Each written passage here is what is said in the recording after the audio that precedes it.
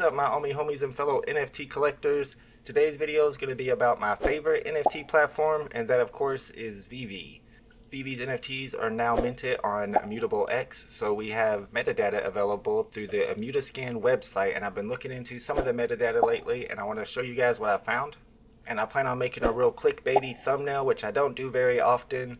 I might even call it FUD, but if you know my channel and you've been watching for a long time, I really don't say anything negative about the VeVe app or the VeVe team, because of course I'm a big fan and a collector, and I have a lot of confidence in what they're doing.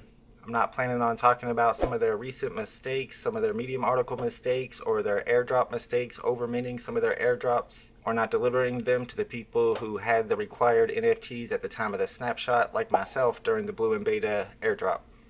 Sometimes I even withhold some of the information that I find out through research or that is sent to me because I feel like it's too much FUD, even though it's true, it's not that important. For example, job listing that was posted on Upwork.com from VeVe back in April, where they're looking for designers of animated NFT characters. We heard in an interview recently from a member of the team that they use AAA studios to design their assets, but that they're only paying $20 to $35 an hour, and the last line says, when creating 3D assets for VeVe, it's best to consider these as console game assets as opposed to movie production quality assets, which are much higher resolution, which some people would say that means we're getting really low resolution, low quality NFTs, but other people would say that means that they plan on using these NFTs in games in the future. And we saw during the Veveverse reveal that they do plan on, for example, having games where you can race your NFT cars in the Veveverse. So that might be the reason that they have these designed as console game assets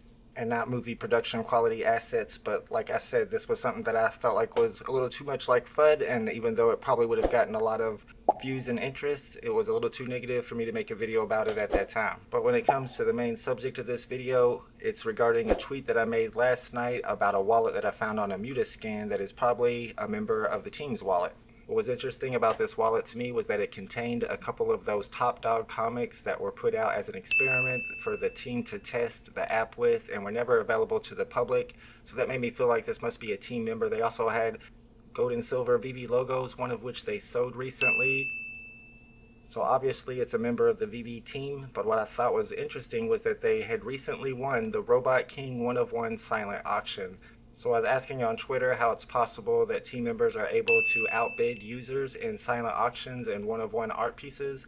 And user Omi Daily Burn pointed out to me that David Yu has mentioned that sometimes he bids on the 1-of-1 art pieces. So my conclusion is that most likely this is David Yu's wallet or another member of the team. And of course, since people are going to be clever enough to use this information to find out for themselves, I'll just go ahead and show you guys that if you go to that Robot King NFT auction, you can see who won it, and you'll find out the username, the VeVe username of this wallet. Now looking through the wallet, I also noticed that they had the number 16, Todd McFarlane, and if you look at this user's bio on VeVe, their username is Corbin Dallas, and it says they're an OG VeVe collector from November 2020.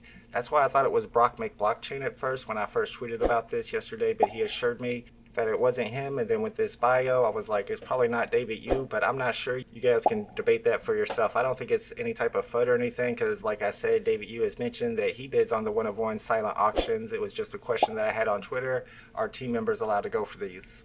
Immutascan though was very interesting to look at. There were a lot of interesting wallets that I wanted to point out to you guys. I did find the Burn wallet, which they were sending the Surrey FA Surrey Black Panthers to after they had over minted that airdrop. And I also found another wallet that owned Top Dog comics and also minted more than the maximum of every comic on comic drop days. So I'm not sure what's up with that wallet. It almost looks like another Burn wallet, but doesn't ever sell anything.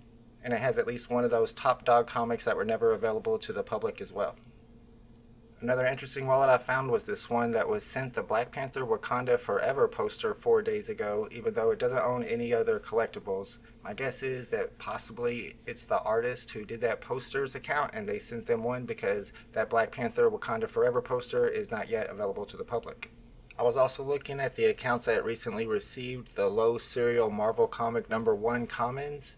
Those are sub 100 serial numbers of the Marvel Comic #1 comics, so you know they're worth a lot. And I noticed that most of the people who receive those don't have any other collectibles in their wallets and haven't listed them on the market. So I have a good feeling that a lot of the people that are going to be receiving these low serial number giveaways from Marvel Universe Don't really know what they have and probably won't even ever list those on the market, to be honest. And through Immutascan, a lot of people are able to track some of the biggest wallets in the community to see what they're buying and selling. There's a lot of great information to be had there if you can figure out how to navigate the website. So I'm going to put some links to some resources, some recent videos that help you to walk through how to look up tokens and other wallets on Immutascan so you can learn more about what people are buying and selling and what's happening behind the scenes. Alright guys, thanks for watching. If you're a VMate user, make sure you update your app, especially if you're on an Apple device. And if you haven't downloaded the VMate app already, you definitely want to check that out. They are a sponsor of this channel and sponsored this video. And you now have the ability on VMate to upload your entire VeVe Vault into the app so that you can keep track of your vault value through one easy step through the VMate website. And I'll put the link to that down in the description below as well. And I'll be live again tonight with Mo Knows for Friday Night Racing on Photo Finish Live NFT horse racing. If you haven't checked it out yet already, make sure you come by and hang out with us at 7 p.m. Eastern Standard Time. We'll be doing some live racing and some live race calling, and we'll be talking about the new version 2 of their beta. Alright guys, later.